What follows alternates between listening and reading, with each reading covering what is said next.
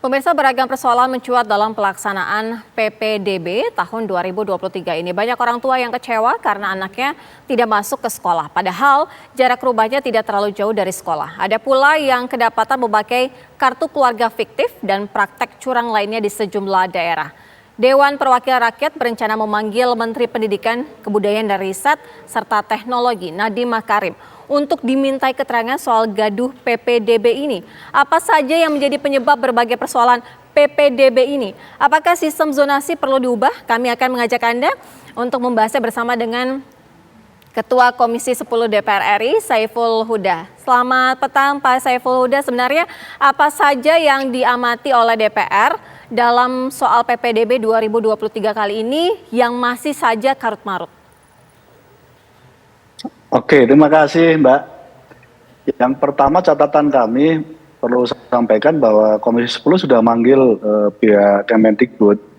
Kebetulan Pak Menteri Nadiem Makarim lagi cuti, jadi akhirnya diwakilkan ke eselon satunya.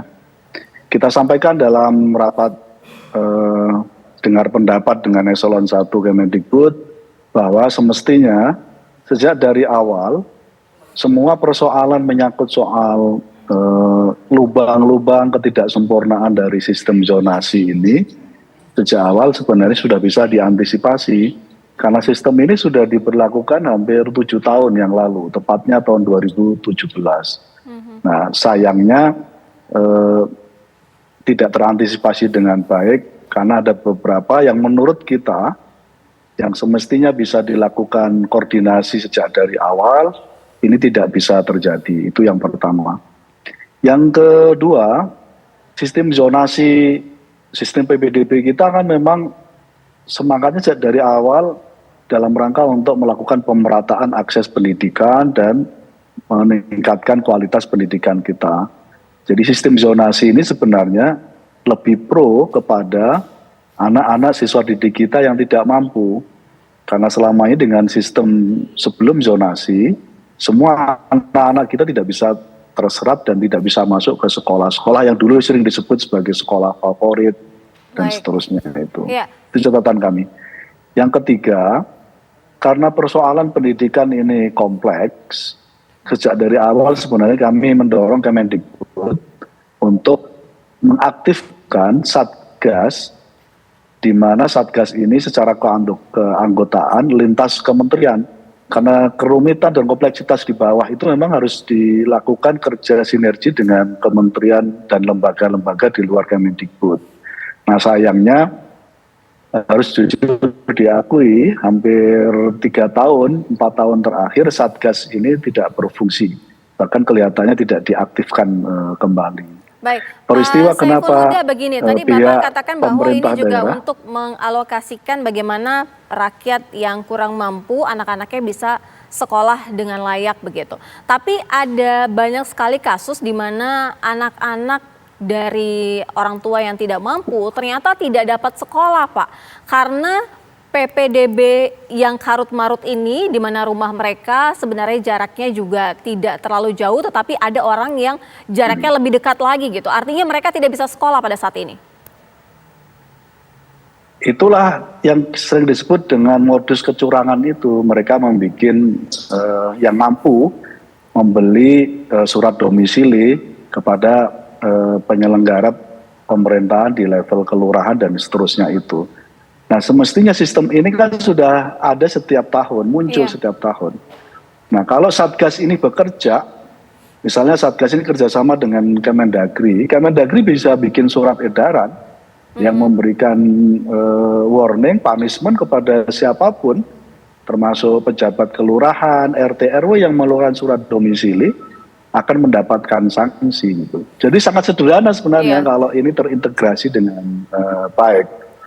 Karena sistem yang sebelumnya lebih parah lagi sebenarnya Mbak. Sistem sebelumnya tidak ada pengaturan menyangkut soal siswa-siswi kita yang miskin itu. Jadi relatif lebih susah. Nah karena itu bahwa perlu ada perbaikan Nah salah satu perbaikannya adalah Kemendikbud tidak bisa sepenuhnya menyerahkan ini kepada pemerintah daerah. Sekolah kenapa? Ada praktek di dalam jalur prestasi misalnya. Ada jalur prestasi kan dibagi dua, jalur prestasi akademik dan non akademik. Yang non akademik biasanya prestasi di olahraga apa. Tiba-tiba kita ketemui siswa punya sertifikat olahraga tertentu dan dengan itu dia bisa lolos. Nah, padahal sertifikat itu palsu, gitu. Dan sekolah berani menerima semacam amplop dari proses semacam ini. Nah, kenapa sekolah berani begitu? Karena merasa nggak ada yang mengawasi, karena nggak ada yang merasa dimonitoring gitu. Nah, hal yang sama juga terjadi di pemerintahan kelurahan dan RT RW, berani mengeluarkan surat domisili karena merasa nggak ada yang mengawasi. Jadi ini penting Satgas ini supaya bisa bekerja melakukan pengawasan, melakukan kerja monitoring dan mencarikan solusi.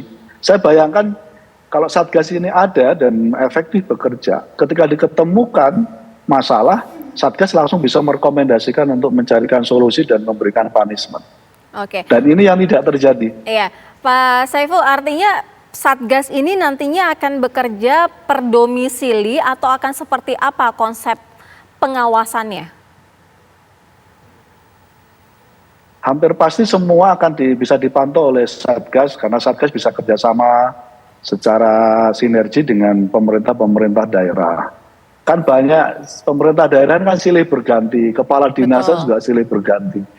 Jadi kadang relatif ada di dinas pendidikan di kabupaten tertentu nggak ngerti sistem PPDB ini seperti apa gitu. Nah, itulah fungsi Satgas gitu, yang terus-menerus berkoordinasi, mengeluarkan surat, mengeluarkan instruksi, memitigasi persoalan. Oh, di daerah ini misalnya di Jogja, di DKI dulu ada masalah, masalahnya ini, nah, Satgas bekerja untuk meminimalisir dan menutupi semua lubang-lubang itu. Baik. Nah, praktis selama ini juga harus diakui itu tidak terjadi dalam PPDB 2023. Baik, artinya pointers nanti jika akan dilakukan ataupun paling tidak Menteri Nadiem memenuhi pertemuan dengan DPR, apa saja yang akan disampaikan dan Menteri Nadiem ini akan dimintai keterangan mengenai apa saja?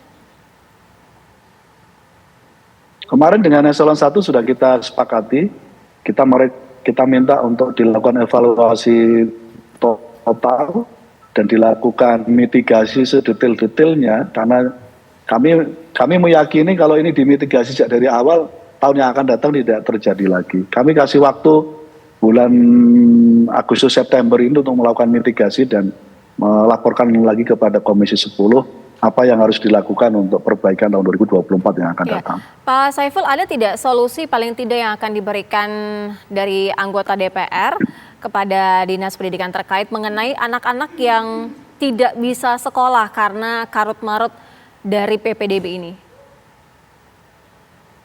Untuk jangka pendek, kita minta ketika ada diketemukan kecurangan, semua masyarakat supaya menyampaikan berbagai kecurangan kepada pemerintah daerahnya masing-masing, terutama kepada kepala dinas. Kita minta kepala dinas untuk membuka hotline pengaduan terkait dengan ini. Yang kedua, kita minta untuk di-delay dulu, jangan diumumkan dulu nanti menyangkut soal keputusan ini.